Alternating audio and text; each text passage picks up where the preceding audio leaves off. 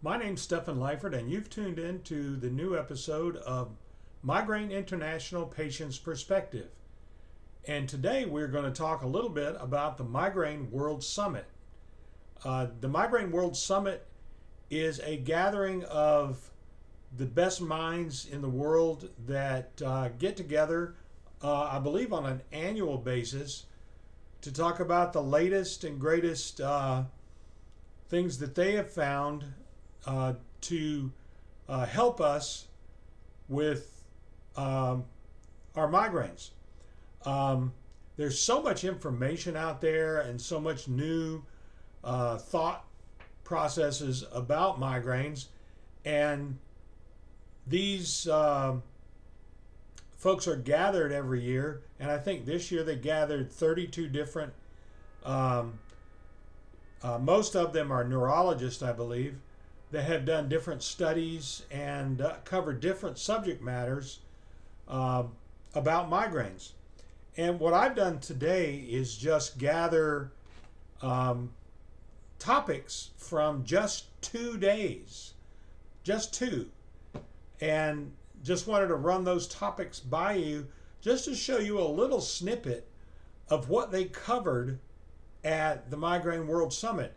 Now, I have, as they've been going through, I get emails each day of the summit with the topics, and then I can watch the videos. Now, I haven't been able to watch all of the videos, and I haven't been able to watch every day.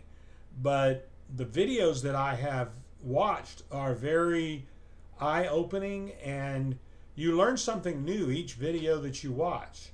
Now, not every subject that they put out interests me, but we're going to go through these topics and discuss just a few of them. And the couple of days that I picked out were day 7 and day 8. See, the first topic that on day 7 was juggling multiple conditions with migraine. Answers questions submitted by our own Migraine World Summit community and the links between migraine and other conditions. Now, on the migraine groups that I've been involved in, including my own, this is a common topic where our group members will submit questions, and other group members jump in and answer those questions and have a robust discussion about those, because, you know, as a community, that's kind of what it's about. It's about, migrainers, coming out and discussing the different topics. If you have, I've heard people talking about, MS, whether their menstrual conditions have to do with the migraines, lupus, car accidents and the migraines they have after that, and, different subjects like that. So this was a topic of this speech. So it's good that they brought that up. Understanding treatment failure and options.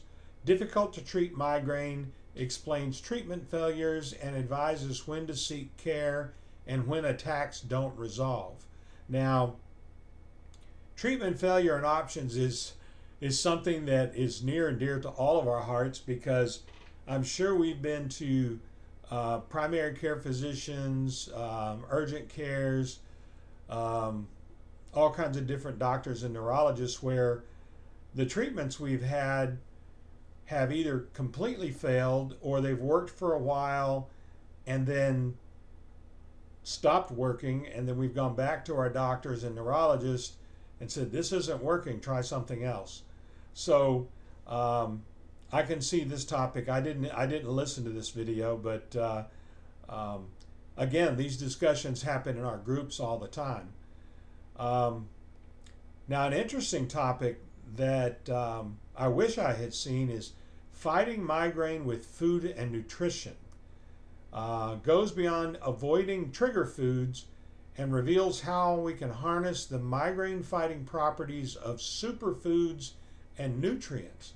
So, when's the last time you saw on your Facebook timeline or whatever other um, network you're on? Maybe you're watching YouTube videos and an infomercial comes on about Dr. Oz or somebody else selling a super nutrient or a superfood or something like that.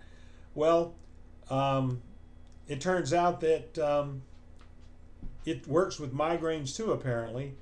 Um, and it turns out some of these are those the dark berries and stuff from these exotic countries that what is the acai berry, and now they have some other ones as well.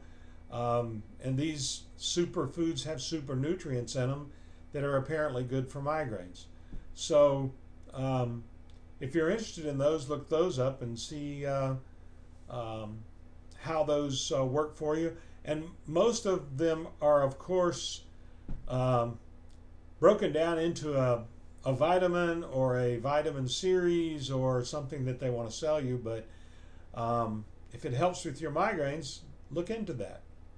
So, when a migraine starts or stays in your neck, it covers targeted issues related to migraine and neck pain, stiffness, discomfort, and discusses the causes, treatment, and rehabilitation. Now, this is something that's interesting because I have some arthritis in my neck, and my suspicion is that started because of a lot of tension headaches from stress. Um, Apparently, I didn't address the stress for a long time. I was in, stressful jobs and stressful situations, and I believe the stress over a long period of time caused the arthritis and caused me to have a burr in one of my vertebrae, I think C7 and T1, and it caused a what do you call it? A muscle spasm. It was about this big around under my shoulder blade. Had no idea it was related to my neck until I went to a certain doctor. They originally sent me to physical therapy, and that didn't work.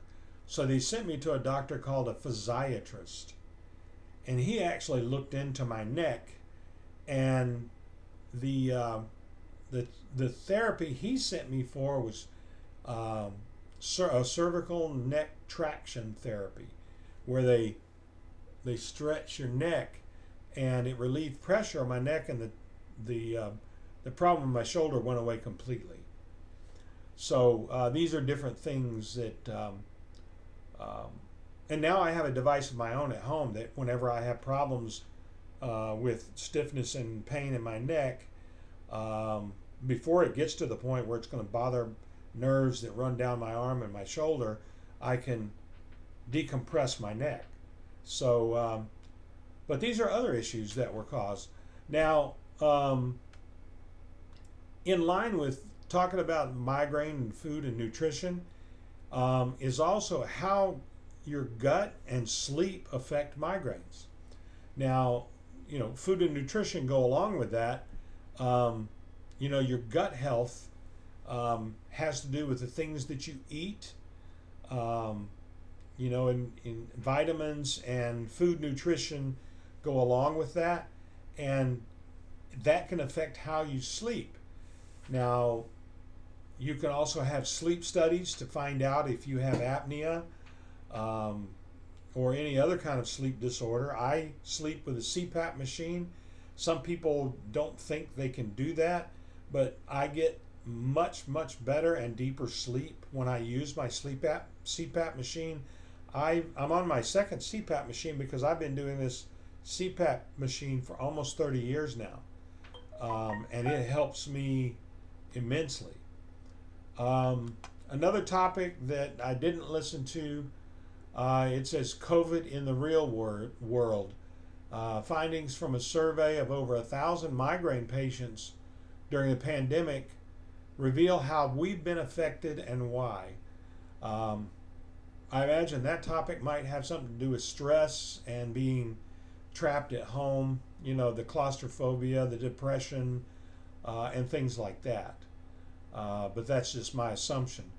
Um, Understanding vestibular migraines notes that while severe headache is thought to be the primary symptom for a migraine, some other symptoms such as vertigo may be one of the most prominent and disabling. So if you have or know someone with vestibular migraines, that might be interesting to look into for that reason. And here's the one I talked about earlier.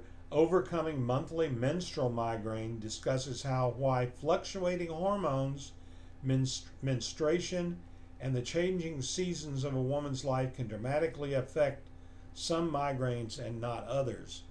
Thankfully, men don't have big swings in hormones, but the fact that about 94% of migraineurs are women means that this is a big subject for most of you. So I sympathize with that. I'm a chronic migrainer for 45 years, so but thankfully that part of it I don't have to deal with. So if you haven't already signed up for the Migraine World Summit, all you have to do is register. Now there is a pay portion for it. I'm not part of that pay portion. You get more benefit from the pay portion of that. But for me, so far, I have not taken part in that. I may look further into it to see the cost and benefit of that for next year. But I think today, the 25th, is the final day of the Migraine World Summit. And you can also follow the speakers on their different social media networks, Twitter, Facebook, LinkedIn. A lot of them are allowing you to do that. And you can contact their various clinics and programs to follow their research and things like that. I've already reached out to one and actually got a response. I'm hoping at some point I can bring an interview to you. So keep following us. Make sure you like and share this video, and follow our page, Migraine International Patients Perspective. And we hope to see you on the next video, and have a great day.